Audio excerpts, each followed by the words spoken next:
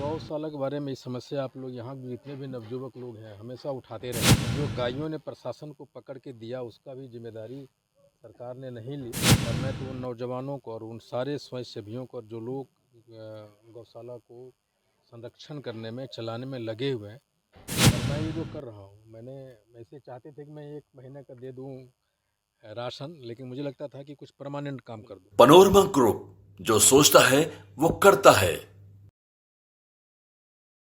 नमस्कार, भारत लाइव देख रहे हैं आप। लोकसभा 2024 के चुनावी यात्रा में भारत लाइव की टीम निकल पड़ी है और इस क्रम में जमुई में हैं हम।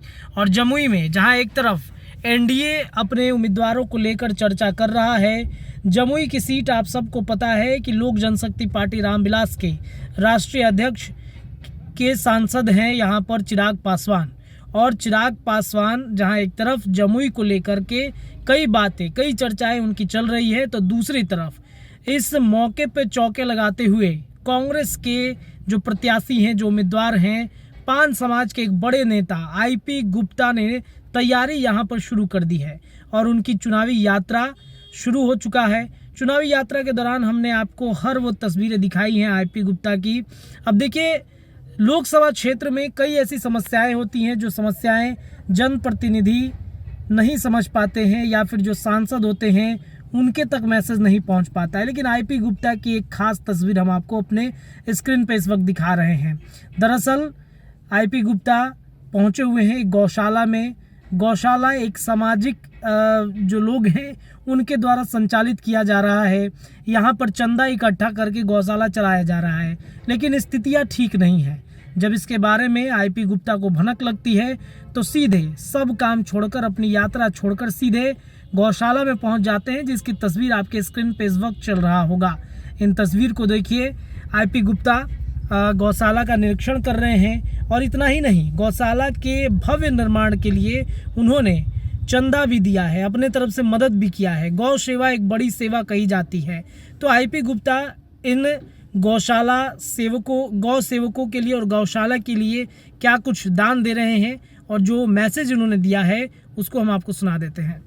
गौशाला को कब से आवश्यकता थी लोगों के पहल की? लोग पहल कर रहे हैं लेकिन जनप्रतिनिधियों का ध्यान आकर्षण नहीं था। आज आप पहला जनसंपर्क की शुरुआत की है और आज गौशाला में आपका पदार्पण हुआ है। सर, क्या सहयोग लोगों ने अपेक्षा की थी? गौशाला के बारे में ये समस्या आप लोग यहाँ जितने भी नवयुवक लोग हैं हमेशा उठाते रहे।